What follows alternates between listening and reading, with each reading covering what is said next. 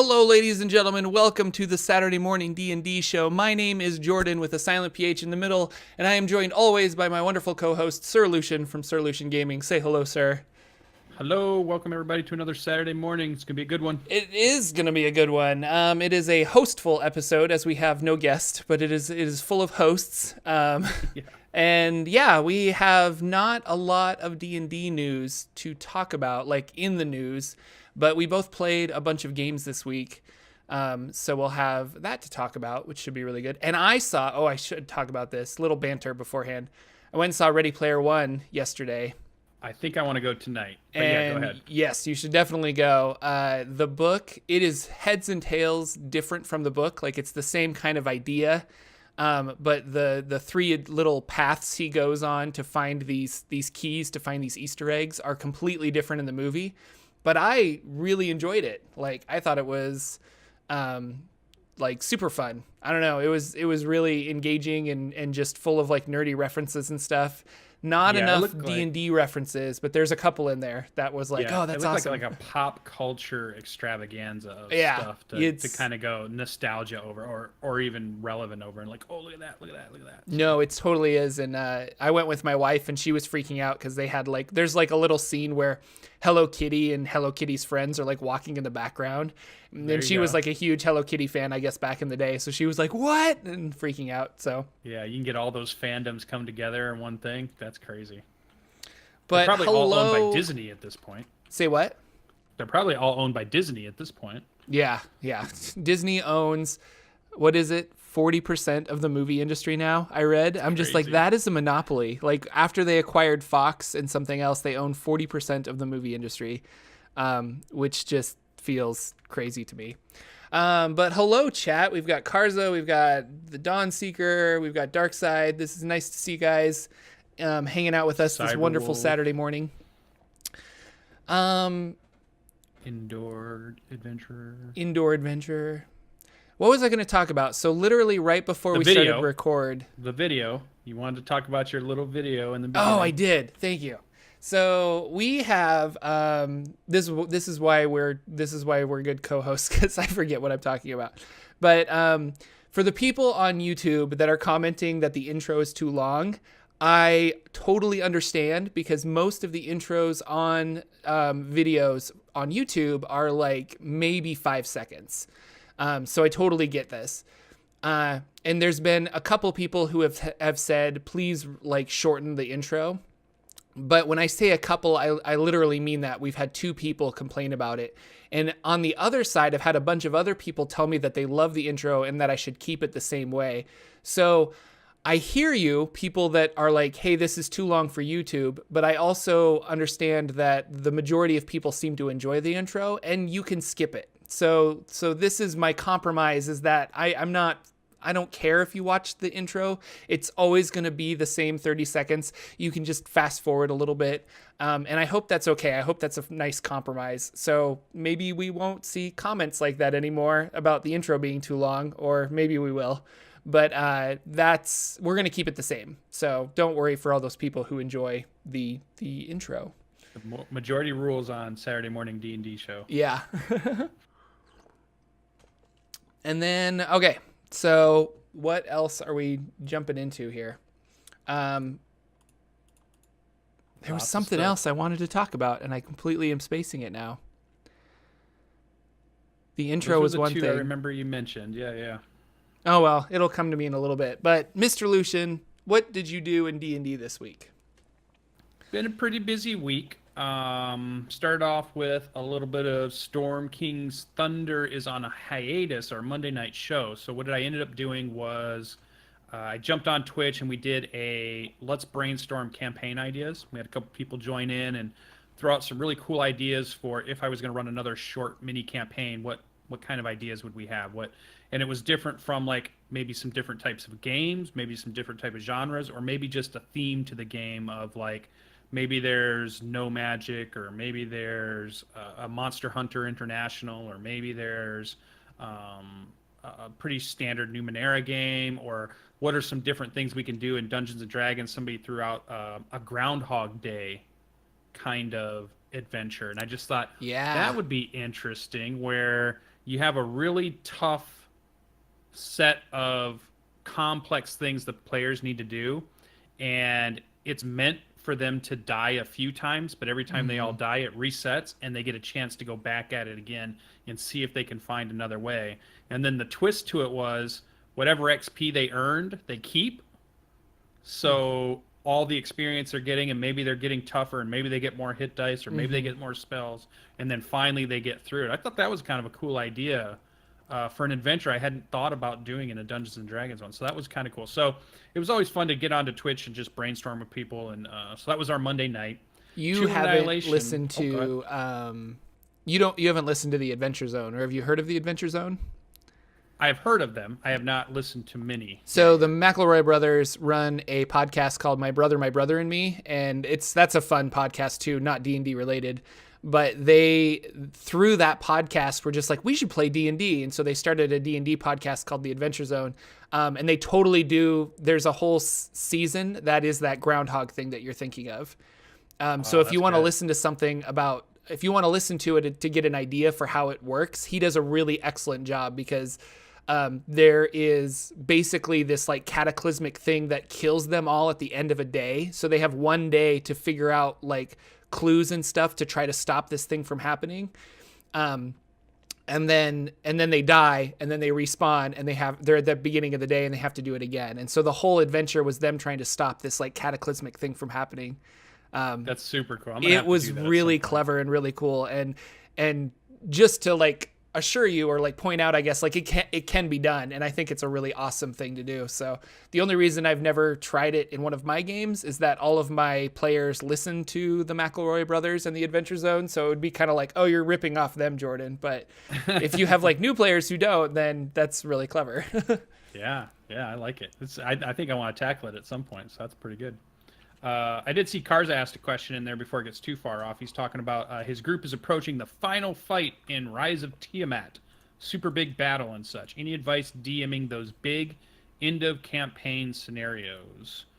For me, whenever I'm going to end a big battle, so we kind of did it with McLancy Waddle, one shot that you played in, and we had the big climactic battle at the end. To me, I think you have to put in a few showcase scenes for the characters that they can really get a chance to shine. And so but it won't be combat related. It'll be cinematic related. It'll be how you describe the scene, how you describe the lighting or what's going on, or how you have the music interact with it a little bit, or because you're really trying to build up your final, your final camera shot is the way I was thinking of it. But I also think always leave, I think, some type of tiny cliffhanger, right? So at the end of ours, you guys had a young bard that was following you who was going to watch the horses. And we did the big final battle. You guys beat it. It was great. Some things happened, but then you went back to your horses and the boy was gone. Yeah. And we ended. So it was impactful. It was something to remember and something to draw them in. And even if we never play again, that's something that will be memorable of the session. So I think it's more about the cinematicness of it than it is about coming up with cool mechanics that they're going to have to fight on that last boss, because the last boss always is anticlimactic for a DM, in my opinion so far, because anytime there's one creature versus 5 players or 6 players, they just beat the crap out of that thing every time. So, I mean, unless it's completely overpowering them in some way, then it's just going to beat them. If it's even remotely close, because they get to go 7 times in a turn and you get to go once or twice, you know what I mean? And so, I don't know, the one-off big battles don't seem to go, from a DM point of view, as good. So you have to dress it up cinematically. You have to introduce cool monologuing. You've got to describe the scene really. It's your chance to really be creative in describing what's going on, I think. Yeah. From a like mechanical standpoint, I like to introduce skill challenges a lot. I just like skill challenges because they're fun, and I have my own particular way of doing a skill challenge, which I can talk about now or later, or don't need to. But and this might be different or difficult because it's Rise of Tiamat, so it's kind of like the book has like, here's what the fight is. But I like to do fights leading up to the big fight. So for instance, in the last like culmination of my last campaign, they were trying to stop the resurrection of this dark purple dragon named Scatha, who was trying to like rule the world through mind control. And so they were trying to stop some drow that were going to resurrect this dragon. Now, there were like little fights against pockets of drow that led up to the main priestess and her cronies, and that was a huge fight. And so we had this awesome big fight. And then at the end of it, they won, but there was still an urgency to stop the ritual. So then we turned that into a skill challenge. So does the skill challenge actually stop the ritual? And they ended up failing the skill challenge, so the ritual did happen, which then escalated. Like whether they succeeded or failed, it would have escalated into the next fight. So it kind of goes fight, skill challenge in the middle, and then another climactic big fight. And this time it was against the like risen Scatha who had come back. And they just got obliterated because it was an ancient dragon versus like level 8 characters. So they all died, and then the twist, because it's kind of fun to have a twist, I guess.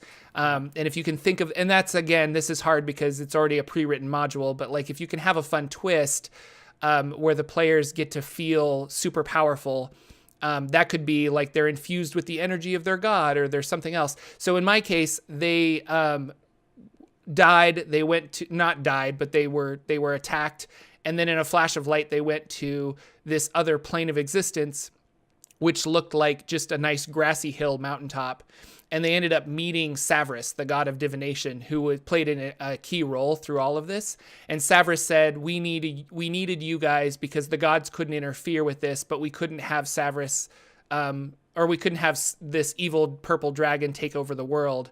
So we're going to bestow you some gifts so that you can tackle this problem. So when they came back, I had new character sheets for them, and they were basically like CR20 monsters. And they were able to like wail on this dragon as these giant monsters, and they felt super powerful. And it was like, I don't know, it was just this really awesome like final battle that we had with them. And not every battle has to be like that, but the climactic ones, definitely it feels cool to have that. And so I like that structure of like just a regular fight to see how they do. That fight kind of impacts how the skill challenge is going to work out, and then the skill challenge impacts how the final battle is going to work out. And that could be anything from, like, off the top of my head, they do a battle, they have a skill challenge because the ruined temple they're in is caving in, so they maybe have to escape this ruined temple, which culminates into a fight where like rocks are falling from the ceiling, and because they weren't able to like stop the ritual that causes the temple to fall. And so you just add extra little moments that cause problems. But that was a long-winded answer, but no, yeah.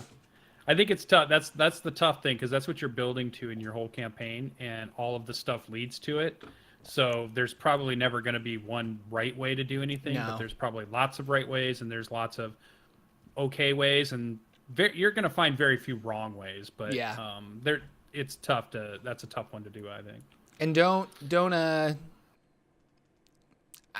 I think it's okay if it does feel a little anticlimactic, because that's hard. Like, it's just hard, and not every final battle is going to be like, whoa, this was amazing. Like, it could just be that the dice rolled in their favor and they're whatever. But I don't know. Another thing is you could fudge some dice and just kind of make it so they get a couple natural 20s to make the stakes a little higher. But and it's interesting. Environmental hazards, I think, are something that we don't use a lot in regular battles. And if you throw in some environmental hazards, like lava vents that are spewing heat, they can use those to their advantage, or they can also be disadvantage to the players in the sense that they're getting damage taken, or something happens, so. Yeah, and I don't know about other players. All the one that I played with so far, I might have set up a battle where I thought it was going to be very good, and they just walked through it like nothing. Yeah. And when I talked to them about it, they still liked the battle. Like, they loved it. I didn't at all, because I felt like, it wasn't even a challenge for them. They didn't even get sweat. I don't even think I hurt any of them. Mm-hmm. But when I'm talking to them 2 or 3 days after, they loved the battle. So don't underestimate how much fun your players are having, even if they walk through whatever you thought was going to be challenging or didn't end up being challenging, because they have just as much fun, beating things up too. So it sometimes we try to make a balanced fight for ourselves because we want it to be balanced and challenging. But for them, they're just there to use their characters' abilities and, you know, get some treasure and level up. So Yeah. we got to remember. So that's pretty good. Good question. From chat there. Lots of people in there. So Tuesday night was Tomb of Annihilation, the Adventure League, and it was interesting. They Anarsis, our GM, said he did an article for Adventures League.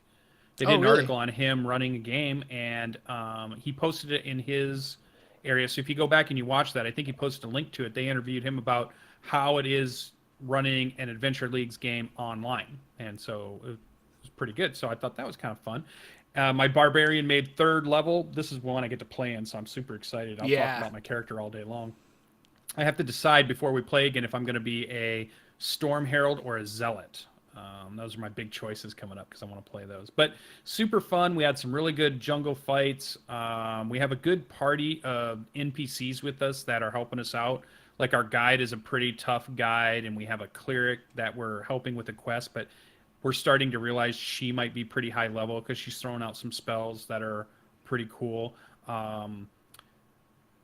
What is it called? It's not, is it Sacred Guardians, or it's a 3rd level spell or 2nd level spell, I think, is very good. Like, we had not realized how good this spell is. You might look it up. It's an AoE spell that fires off a cleric of some sort that's about a 15-foot circle, and it's 2d8 damage every turn some creature's in that, just constantly. Oh, it's like a zone that they take damage in? Yes, and what we've done is we've kind of placed our bodies in between her and the mobs, the creatures, the things we're fighting, so they can't hit her, which means it doesn't drop her concentration. So it's just like this big damage hit happening every single time it's the creature's turn. And it was like, you don't come across a lot of spells that do that in D&D, so that's a good one. You know, keep an eye out for that one. That was really cool. So we've been having a lot of fun. We're in the jungles fighting cool stuff. Good players. Good. PB was back. PB was on a iPad of some sort, I think, and playing. So it's super awesome to see her back in gaming with us, and we had a lot of fun. Wednesday night, Crypts of Kelemvor. We played a second session of that. Not unfortunately, because these guys are great and they're having a lot of fun. We need one more session. We didn't quite get through the whole thing. So when everybody says if we're going to play Crypts of Kelemvor, for me it's a 3-part session. So just keep that in mind because of the way all the battles roll out. But they had fun. It's a Dragonborn fighter, a Yuan-Ti bard, and a Kobold sorcerer. And my players right now are super creative, come up with cool ways, had really fun, and it feels like 3 players is such a good number for D&D 5e, because it feels like things are still challenging to them.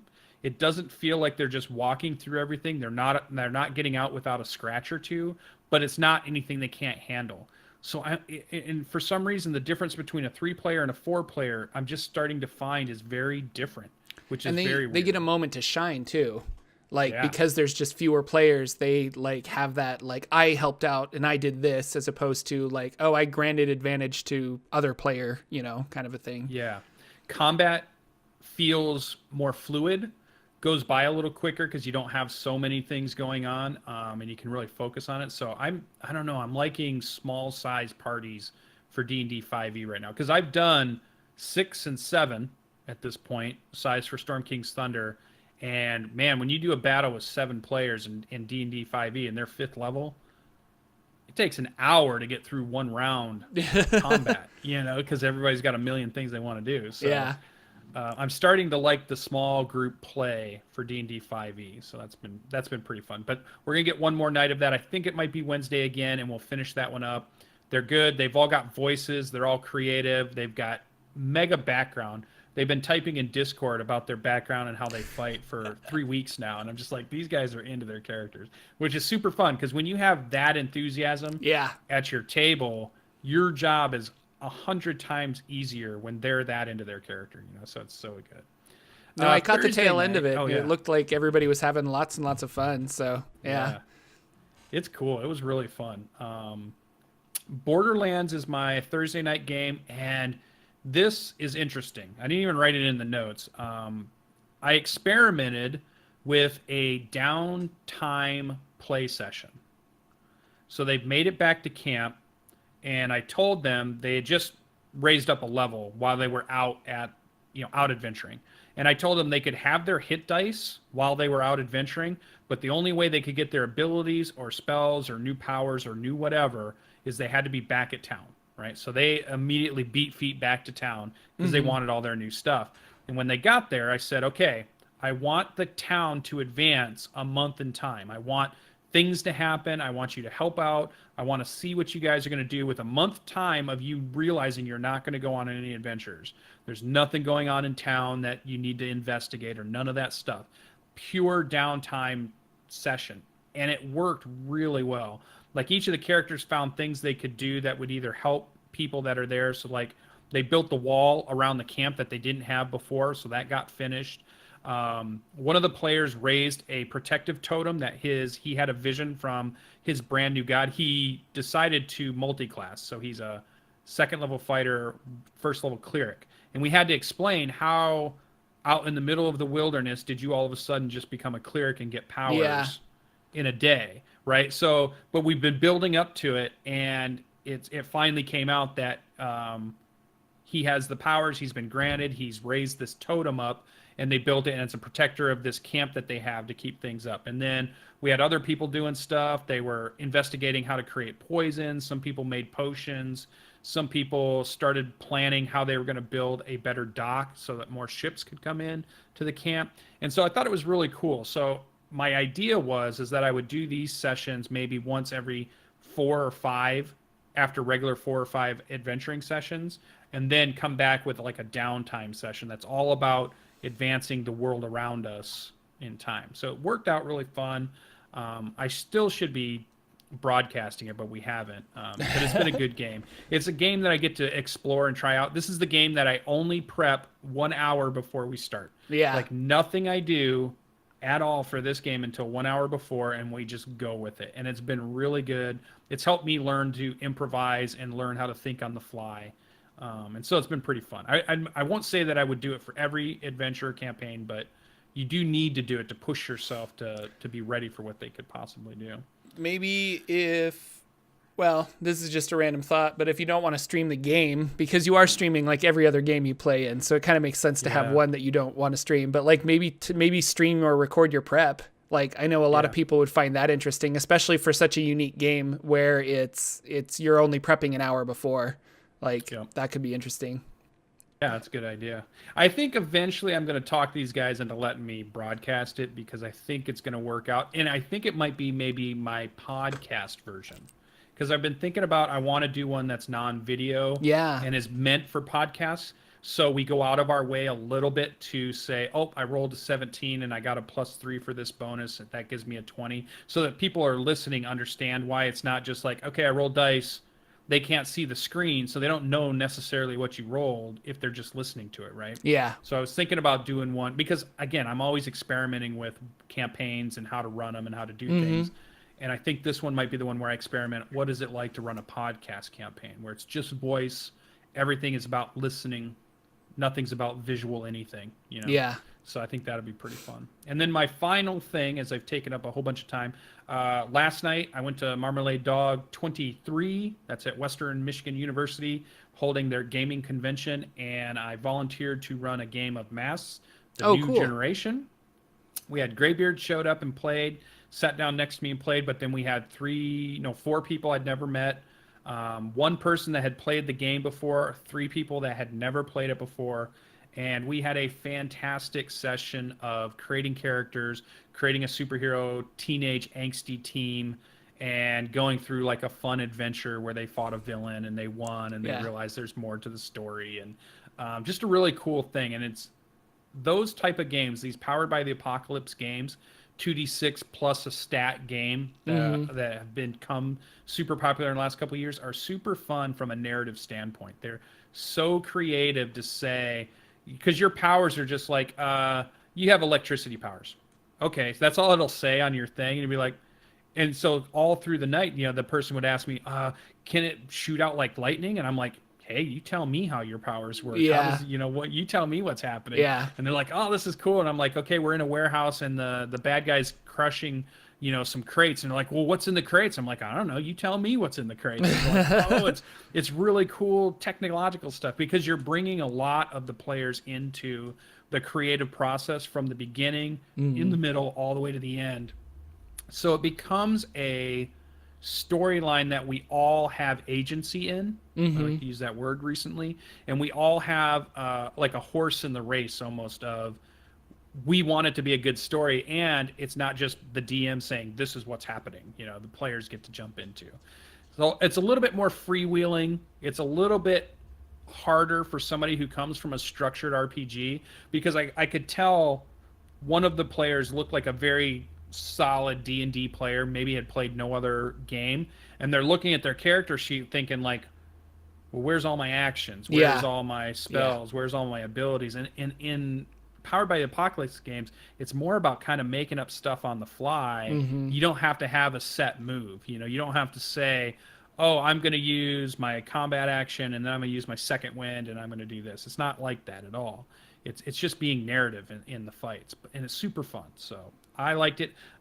When we're done with today's show, I'm driving back over, and I'm going to get a whole bunch more gaming in today, see what I can get in. I might try to play, or I might offer to run something else. So today's our show, and then tomorrow night, interview with CJ from Don't Stop Thinking. Great YouTube channel if you're brand new to Dungeons and Dragons and you want to know about classes or how to play, or if you're brand new to GMing. He's done some GMing stuff too, and he has a creative videos. He does animation for his videos, and they look really good. He's a really creative guy, and definitely check out his channel. So it's Don't Stop Thinking on YouTube, and we're gonna get to interview him tomorrow night. Sweet. That has been my week. Yeah. Speaking of the Mask game, where you're powered by Apocalypse and making kind of rather than like looking at your sheet and being like, okay, I've got like attack A or attack B, and I just have to choose between the two of them. And that is kind of like what D&D is, and I like D&D because of that. But these more like narrative driven systems are interesting, much like Numenera, which brings me into the Numenera game that I played on Monday. Segue. It was a really combat-heavy game, and Numenera is interesting in combat because, the way I phrased this, I think I was writing down because I wanted to make sure I get it correctly, but like in Dungeons and Dragons, if you use your action for not an attack, you can often feel like you wasted your action. So let's say, for example, in the Numenera game, our party got split up. Silica decided to go off by herself and got in a hole full of a bunch of, she like fell down a passageway into this like cavernous region, and it was full of a whole bunch of like weird egg sacs. And these weird slugs were coming out of these egg sacs. And it turns out that they're these parasitic mind control slugs. So they're trying to like latch onto your spinal cord so that they can control you. And it is jumping at her, and she's trying to fend it off. Meanwhile, we're looking for her. We ended up finding her, and we went down into the caverns, and combat breaks out because there's all these slugs around here. Well, one of the slugs attacked one of our other party members, and I used my entire action to pull the slug off of him before it could do that. Like I had to rip this thing off of his flesh and like toss it aside. And I felt like a badass because I rolled a really high like might roll, my strength roll basically, and I pulled this thing off, and that was my action. But in D&D, I would be like, well, I could either attack twice and do a bunch of damage, or I could try to like pull that off and not do any damage. And it kind of is this weird, like, did I waste my turn because I didn't actually attack? Did I waste my turn because I didn't cast a spell? And I like Numenera because I like D&D, but I enjoy the fact of Numenera that you can have these story-driven combats. And we were talking about it after the show, so this wasn't on the air, but just how Numenera does like this collaborative kind of storytelling combat where there's not really initiative, there's not really and a turn order. It's just kind of like, what do you want to do? And then you roll it. And so I could just say I hit it with my hammer, but it was better for me to say, I'm going to rip this thing off and like throw it over there, or I'm going to do this, or I'm going to try and like delay this guy, and I want to like parry him and push him back. And it's like, okay, you want to push him back and try to like trip him up, do another might roll, like you're pushing him with this. And so I get a roll every round, like I get to do something cool, but it's this like narrative kind of driven thing. And that was just an epic fight. Like, and it was after that I realized that I super enjoy combat in general, but I really enjoy combat in Numenera now. But our GM, Mike, he was like not really into combat that much. He's like, Numenera is fun for combat, but it's not a combat driven game, so we don't do it as much. Whereas like a game of D&D, you have to have some kind of combat in the night. I mean, you don't have to, but like it's kind of like, it would be hard to do a campaign without it. Yeah. And so like a typical night of D&D will have 2 or 3 fights for me. But a typical game of Numenera, we've gone whole sessions without having any combat. But I really like the combat. In Numenera, there are these devices called ciphers, which are kind of like one-time use magic items. And one of mine was like a big explosion. And so in order to like try to take out as many of these guys as possible before we basically ran away because we were too scared. And Silica had like this weird mind control thing on her. So we're like, we got to get her out of here and see if we can get this thing off. I used one of my ciphers. So I have this like robotic arm, and I set my arm out, and a bomb basically came out of my arm and like fired, kind of like Iron Man style. And I ended up doing all this cool ice damage to everybody because we had to roll for the damage type. And then Wylock, our like basically mage of the group, created this like force field wall to protect us while we like ran out of there and escaped. But it was like down to the wire whether we thought Silica was going to live or not, which then segues into the other thing I wanted to talk about, which was like character death and keeping that real. Like, you could die in this game is something that I have not been doing as a DM very well. My characters are really overpowered, and I'm trying now to throw deadly encounters at them in our home game that I'm running, because I want them to feel like death is a real thing, but they don't feel like that at all. Like, they're just so stupid overpowered, and they can heal for so much. And even when somebody drops down, it's usually within like a couple rounds that they get back up because they're healed somehow via healing word or cure wounds or something like that. So I don't know. It was kind of this eye opener with both the Numenera game, because I'm like, man, we could die. Like, this is a real thing. And that state of urgency was just right there. And we were panicked the whole time, or at least I was, I should say. That segues into, I'm using the word segue too much, but that segues into proud sponsor of the show. Yeah, our sponsor of the show, Segway. Yeah. That turns into my Adventure League game where 2 people died in our Adventure League game. And I've never been in a D&D game, and I haven't killed any of my players before. Well, I've never been in a D&D game where somebody's died, because I don't play a lot. But the games that I've DM'd before, I've never killed anyone yet. So it's kind of like, holy cow. And he was just rolling the dice, but we made some really poor decisions. We're playing through Sunless Citadel, which is in Tales of the Yawning Portal, an older adventure. And this is kind of a difficult adventure. For some reason, our fighter decided to not like check the door to see if it was like trapped or anything behind it. And he's just like, I'm done with this. I'm going to open the door. And he flings open the door, and there's 35 goblins on the other side of this door, like packed into this room. He instantly gets stabbed by a goblin. So we shut the door, and we're just like, well, what do we do? And they were like, and our wizard was just, or our druid, the druid, he was like, well, we can take this. We'll just funnel them through the door and like kill them off one by one, thinking that they're going to be like dumb goblins. But the dungeon master wasn't playing him like dumb goblins. And so it became readily apparent as we were trying to like kill the goblins that they were smarter than that. And I finally had to turn to our druid and just, oh, sorry, I have the hiccups. This is awful. I'm on stream. But I had to turn to the druid and finally say, they're not as dumb as you think they are. Like, we need to leave. And he's like, no, I think we can take them. And then the DM finally said, they're not as dumb as you think that they are. You probably need to leave. Like, hint, hint, I'm going to murder you all if you stay here. Yeah. Being a bard, I have cure wounds. So I was like running. I'd run in, I'd cast cure wounds, and then I'd run back out because I was hiding behind these pillars for cover. Finally, we leave, but as we're leaving, there's a couple of stragglers that are just like, no, guys, like stay with it. We can totally fight. We can totally do this. And I'm like, we totally can't. And the sorcerer died. Like she went to 0. She rolled her death saving throws and she died. And then the gnome paladin did the same thing. He's like, well, I'm going to fight to the death. And I'm like, that's your call. Like, I'm a little more attached to my character than I guess you are. I'm out. I don't know. I was like, we need to just leave and regroup, guys. And everyone else was like, yeah, I guess so. And so he died. It'll be interesting to see if they come back with new characters next week or if they're just kind of like, well, I guess I died. I'm done for a little bit. But yeah. Indoor Adventurer asked about what happens when a player dies in a session. Like, and it really depends. Like, so Adventurers League, it's probably going to be something like where you come back, like you're saying, with a new character in the next session. And no, that's exactly. You don't know who you're going to get to play with. Like, but if you're in a campaign, out, so yeah, if you're in a campaign that like me or Jordan are running, and it's our home game or whatever, you have to.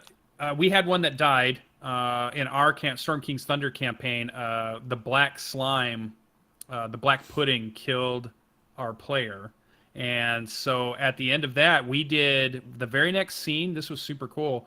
The very next time we played, most of the session was about the burial and funeral of that player's character. Yeah, that's fun.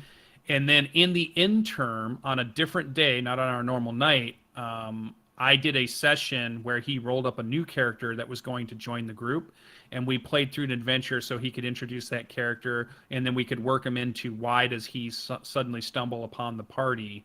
And then when he got there, I just let it roll. Either the group's gonna, accept the player in or not, and then we'll move on and we'll figure out another way for something to happen. But mostly the players are good because they know that their friend's coming back in for the most part. Yeah. So they don't put the screws to that person typically, unless they're just kind of joshing with them or whatever. But I think a lot of people will handle it differently. And if it's in the middle of the session, like if you die the first 10 minutes into your session and you've got a 4-hour session going, you're probably just going to be sitting there hanging out because there's not a lot of time for the GM to say, well, let's stop everything and let's let you do a new character. Let's go through that. Because D&D characters take at least, it's got to be more than an hour to build, right? I mean, I would say you could do it in an hour, but like if you're particular and you have to level up, like if you're level 5 and you have to make another level 5 character, then it'll take you an hour or so. Yeah, and if you wanted to have background, you want to have a true attachment to it, not just DCC-wise, where I'm just going to throw another 0 level in and we'll see what happens kind of thing. I think D&D has... I've seemed to spend a lot of time on D&D when I make those characters. Other systems, maybe not so much, but... so I think it's interesting. So it's a good question. There's not a great way to handle it. I've seen... Players, be careful. Don't die. I've heard of people just leaving. It's like if you died within the first 10 minutes, it's like, okay, well, I'm going to go home and I'll come back next week kind of thing with a new character. Let me know how it turns out. Yeah, because it's just like there's no reason for me to be here. And definitely for Adventures League, they just hung out for like 30 minutes because they died and they were like, I guess I'll just like watch for the rest of the game, and see how it goes. But... Yeah. Adventure League is weird because you do just like next week, I probably won't be playing Sunless Citadel. I'll probably be playing something else because our DM is gone. So you just kind of sit down and you're like, okay, your spell slots are back. Like you all know each other for some reason. You're like running around. But a game like Adventure League's not worried about tying in background. Yeah, no. Much. But a game that you're talking about where it's your home game and you are kind of worried about that, then it becomes a little more like, well, do you trust this new guy that came in? Like everybody knows that it's your friend that wants to play with you, but you kind of like role play it like somehow. And I don't know. There's a great movie called The Gamers that was made in Seattle with a bunch of like nerds who made this like role playing game movie, and it's super funny. And I think it's on YouTube. You can probably find it. for rent or something, but it's called The Gamers. And one of the characters in that movie dies, and then they like find a new character. It's like, oh, is this your new character? And they're like, yeah. And they walk up to him, and he's just like, I would like to join you. And the other party members go, you seem trustworthy. Join us. And it's like, I remember thinking like, isn't that how it goes though? Like, you know, you want your friend to play with you. So you're kind of just like, well, yeah, you can come with us because let's just go back to the story. Like, this is your new character. We get it. So.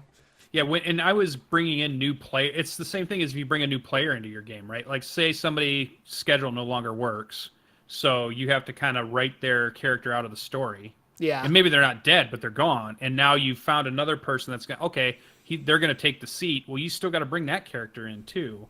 And if it's important to have a good storyline, if that's what you're trying to do with your campaign, then that becomes much more of a job for you as a GM. Whereas if storyline's not as big a deal for you and it's just about action combat and dungeon delving and that we don't really care about that, then it's not such a hard thing for you. So you set up how difficult it is going to be for you, because if you put emphasis on story, then you've got to do a lot. Like I did extra sessions to bring our new characters in for the Storm King's Thunder one, because we've had lots of people come in and out of that game, and we had to figure out, well, why is this person here now, and why is this person gone, and how did the new person get here? We've had one resurrection. They were high enough level that their bard had died in a battle, and one of the NPCs felt bad and offered to pay for the resurrection.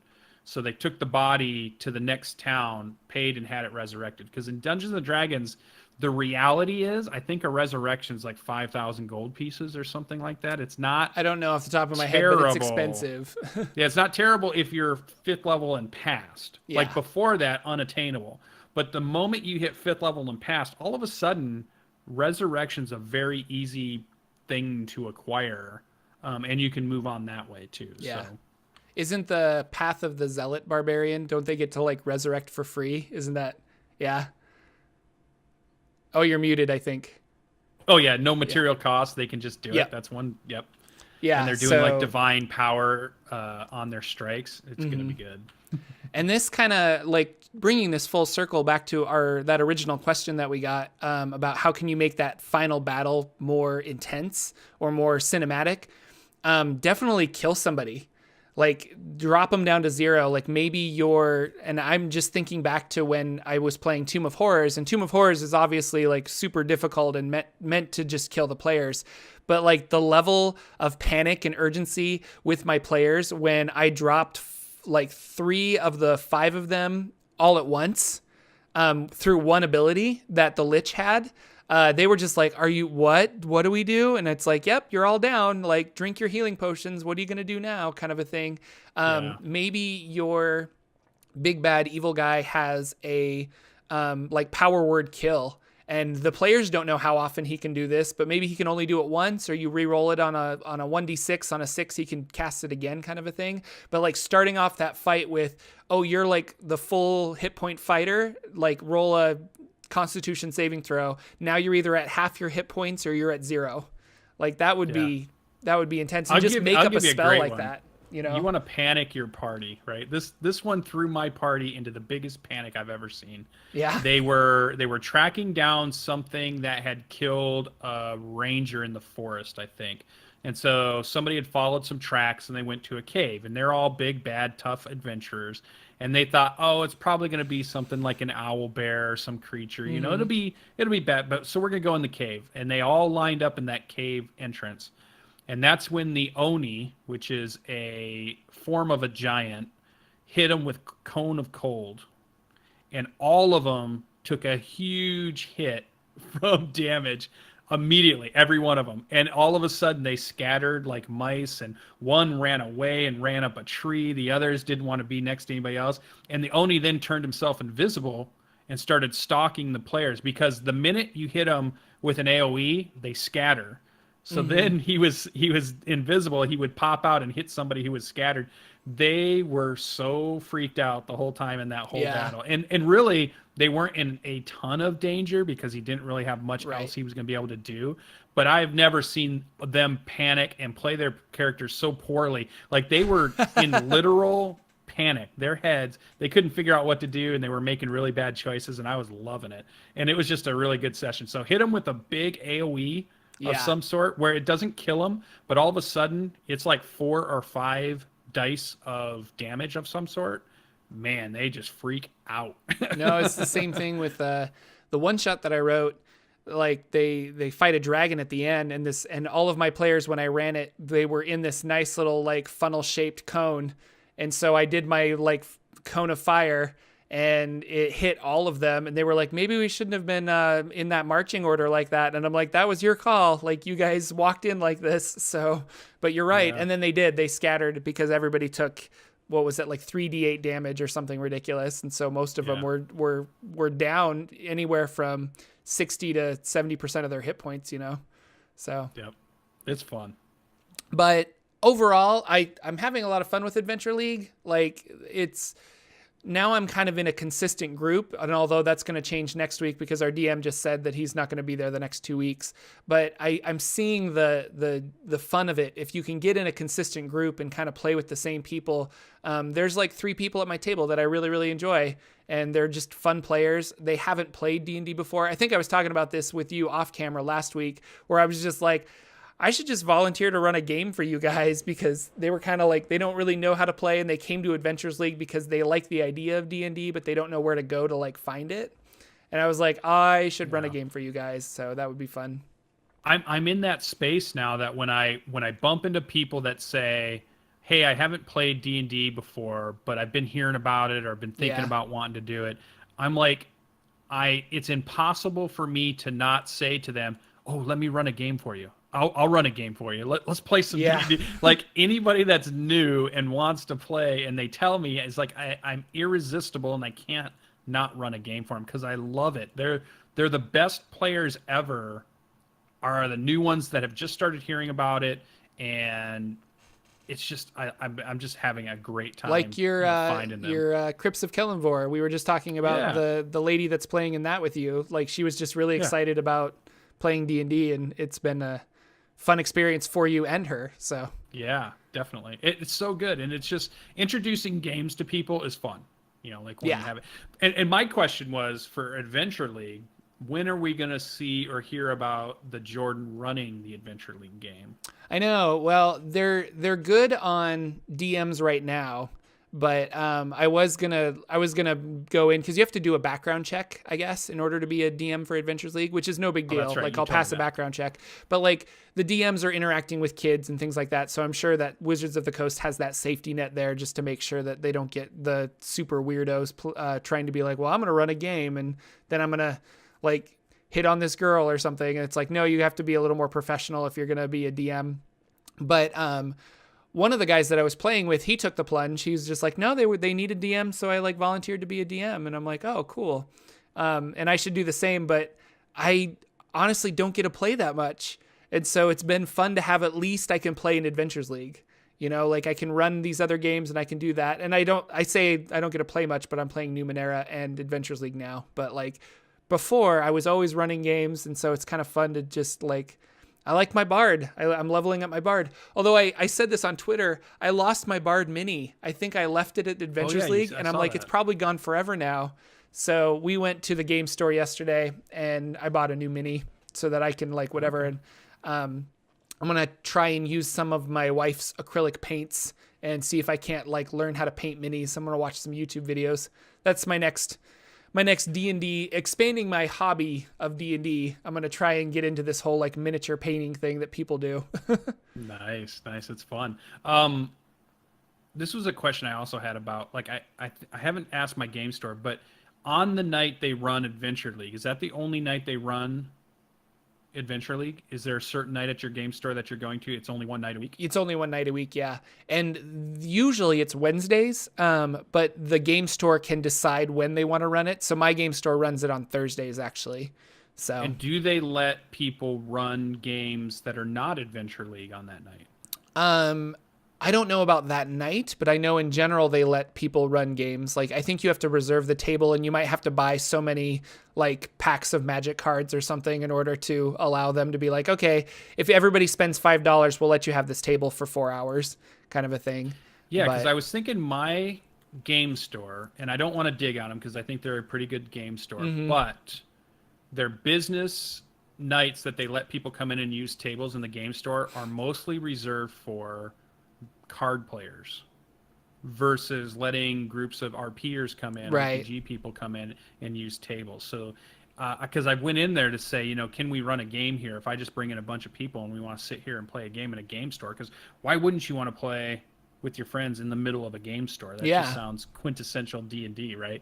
And, Yeah. But they only have Wednesday night that they do that. All their other nights, their tables are used for card tournaments and, Yeah. and other stuff. And I was just like, man, it just feels like you're missing the boat if you're not offering that for people to come in and just play at your store. Because nobody's going to come into that store week after week after week and not buy stuff.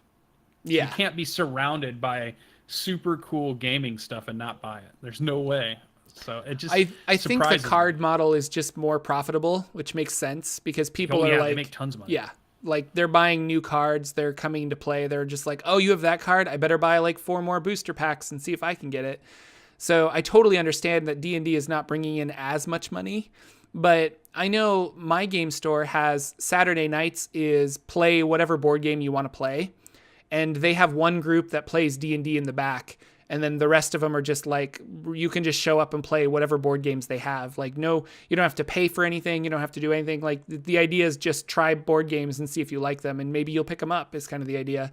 But they have definitely some people that play D&D in the back, so... All right. Well, we need to make a pledge here that if you win the lottery or I win the lottery, we're gonna build that game store, and every night you can come and play Dungeons and Dragons at a table. I don't care. That would be if fun. Magic makes us more money. We're gonna have tables for We've got lottery money, Pathfinder, so we're good. Dungeons and Dragons, Numenera, whatever you want to play. There's gonna be tables for you. I swear it. That's awesome. Sweet. Well, we're coming up. Anything else? We're coming up on our 50 minutes. Yeah, this is the last show of this month. I would love to mention that next month on our show, I will be announcing our little, why did it just leave my head? Contest. Not really a contest, but if you subscribe to the Twitch channel next week's Saturday. For the next month, right? Yep, for the next month, I will be contacting you if you want me to run a one-shot with you and who knows, some of the cast members from other shows, maybe some new people that I meet. Yeah. I'm going to try to meet some people at the convention and try to get, look for people that I like, look for people that I get along with while I'm playing and say, hey, you should come play on my channel. So I'm going to try to do some networking while I'm there also today. So hopefully we'll have some new players for new stuff. So Heck yeah. keep an eye out for that. So it's always the first Saturday morning Dungeons and Dragons show of the month. I offer a chance for you guys to play in a one-shot done by Lucian. And in fact, Indoor Adventure has gotten 3 games out of me. So he was one of the ones that took me up on it at the beginning of the month, and he's gotten 3 games. So that's pretty good. Yeah, that's awesome. And it's a fun game. You guys can check that out on YouTube, on Sir Lucian's YouTube channel. Or probably the VOD is probably still here on Twitch. But I do highlights on the Twitch Yeah. so that they're always there, but I also put it up on YouTube for those that want to go. But over to it's YouTube. so far a fun game. I caught the tail end of it this Wednesday, Yeah. and it was fun. So Good dynamic lighting, good maps, good stuff. It's Yeah. been, I love it. I love Ogre Zombies, it was great. it. Rage Zombie. Yeah. Thank Rage you guys Zombie. so much for coming out. The chat was especially awesome today. I see we have a Grip of the Green here and Cyberwolf. It's always fun to see you. So thank you guys so much for coming in. And Indoor Adventurer, you're awesome. And I should say, you guys, I should find a link to it. But Indoor Adventurer, I've been going to your YouTube channel, and you've only made like 2 or 3 videos, I think now, but like they're really, really awesome. So definitely check out Indoor Adventurer's YouTube channel. I'll try to post your link in there, Indoor. You Yeah, can put it in post there. your link in there, Indoor Adventure, because your channel's, you got some great videos. And I'll put a link in the doobly-doo of the description of this on YouTube. But yeah, thank you guys so much for coming out. I don't know, Jordan. There's lots of people in chat. We should just keep going for a little. Yeah, longer. I have errands to He's like, run though. gotta I go. feel really Oh, you bad. got a game tonight. You didn't even talk about it. You have a game tonight. I do. Yeah, I have a game tonight. And they are going to explore Yuan-Ti Temple.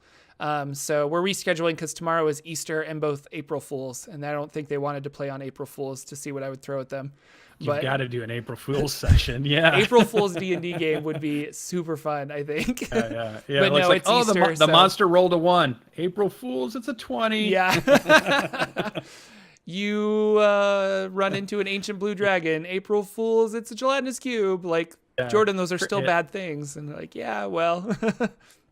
But no, yeah, we're going to play tonight. So I've got to prep my game, but I've also got some errands to run.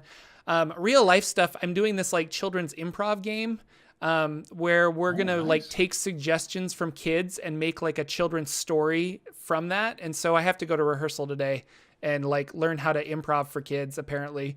It's going to be a lot of fun, but I'm really nervous as to how it's going to work. I got to trust the guy that's running it. Because I'm like, you want to do what now? But I signed up for it. Gelatinous dragon. There you go. Just start smashing things together. Gelatinous dragon. Gelatinous dragon. I love it. Well, so thank you guys so much for coming out. Yeah, check out Indoor Adventure and be sure to check out next Saturday for the Saturday Morning D&D show. We're live on Twitch every Saturday, 12 p.m. Pacific or Eastern time, I should say, 9 a.m. Pacific time. And that's it. With that, we're going to leave. We'll see you guys next week. Thanks so much. Bye.